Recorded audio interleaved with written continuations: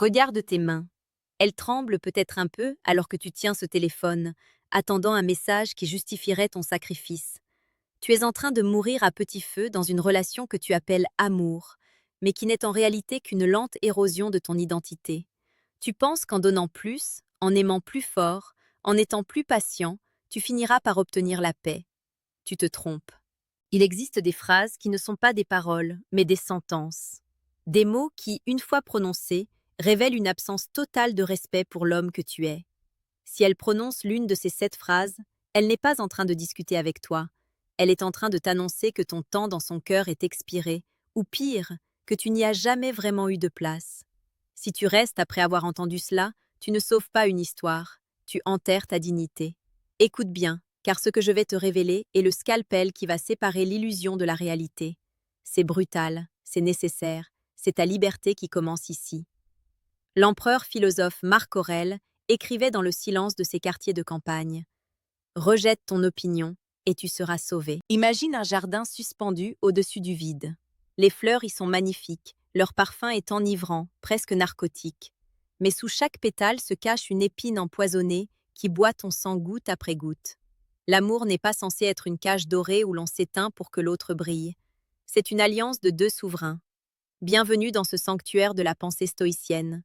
Nous allons entrer ensemble dans les méandres les plus sombres de la psychologie féminine, là où les mots sont utilisés comme des boucliers ou des poignards.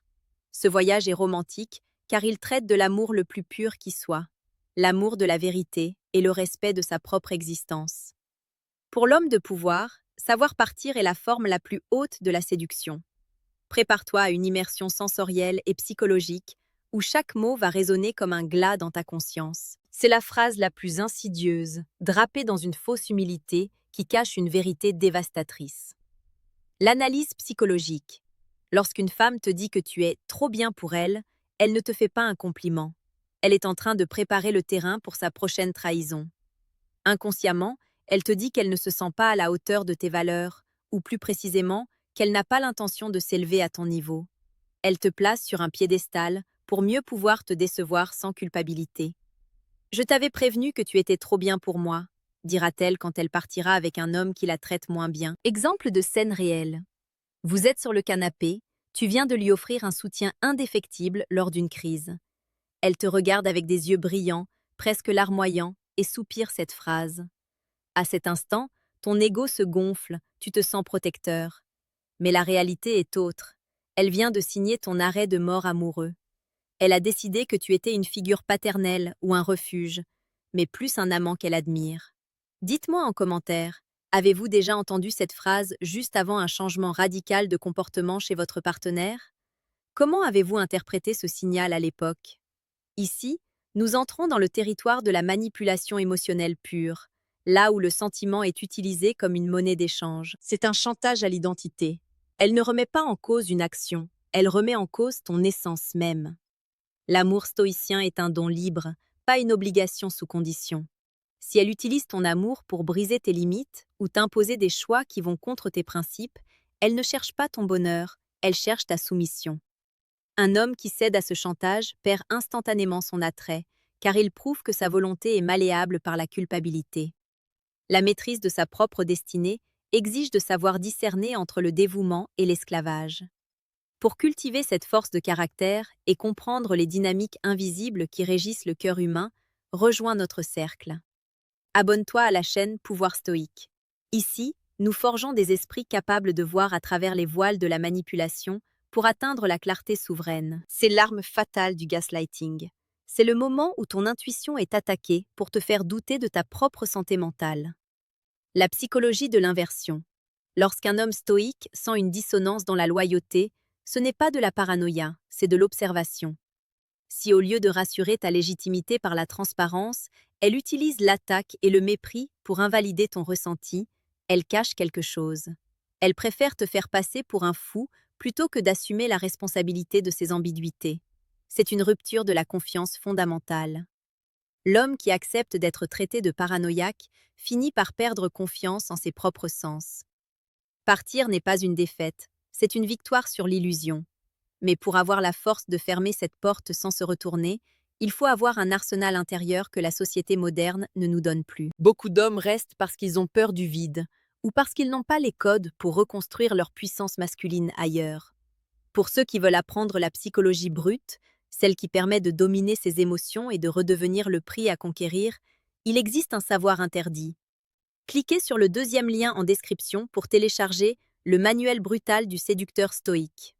Apprends à redevenir celui que l'on n'ose pas manipuler. C'est une clause de non-responsabilité émotionnelle. C'est la permission qu'elle s'accorde d'avance pour ses futurs manquements. L'analyse du storytelling. L'homme romantique entend « Je suis fragile, protège-moi ». L'homme stoïque entend « Je n'ai aucune intention d'être loyal quand les choses deviendront difficiles ». C'est une fuite devant l'engagement. Une femme qui t'aime et te respecte veut être ta source de paix, pas ta source d'inquiétude permanente. Si elle refuse de s'engager sur le terrain de l'intégrité, c'est qu'elle a déjà un pied dehors. Même si c'est pour une qualité positive, cette phrase est un drapeau rouge sang. Cela signifie qu'elle ne te voit pas pour qui tu es, mais qu'elle te projette dans un rôle préexistant. Tu es un remplaçant, une pièce interchangeable dans un scénario qu'elle rejoue indéfiniment. Pour elle, tu n'es pas une entité souveraine, tu es un outil de guérison ou de comparaison.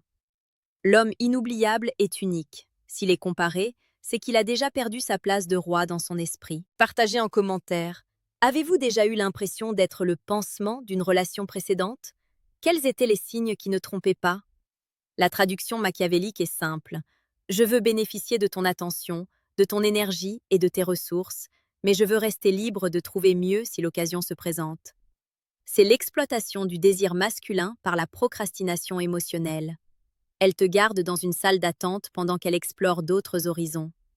Si tu acceptes ces termes, tu lui dis que ton temps et ta valeur sont négociables.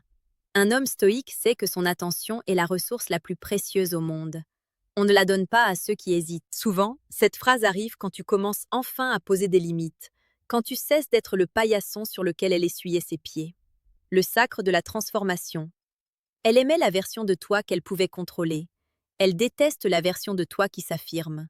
En te reprochant de changer, elle tente de te culpabiliser pour te ramener à un état de faiblesse qui l'arrange. L'homme stoïque évolue sans cesse. Si ton évolution dérange sa zone de confort, c'est qu'elle n'était pas amoureuse de toi, mais de l'utilité qu'elle avait de toi. La liberté commence au moment où tu n'as plus besoin de la validation de ceux qui ne te respectent pas. Abonne-toi à Pouvoir Stoïque pour continuer à forger ton caractère. Sois l'homme qui sait dire adieu avec la grâce d'un empereur. Quitter n'est pas un acte de haine, c'est un acte de dévotion envers sa propre vie. Si elle te dit ces choses, elle te montre son vrai visage.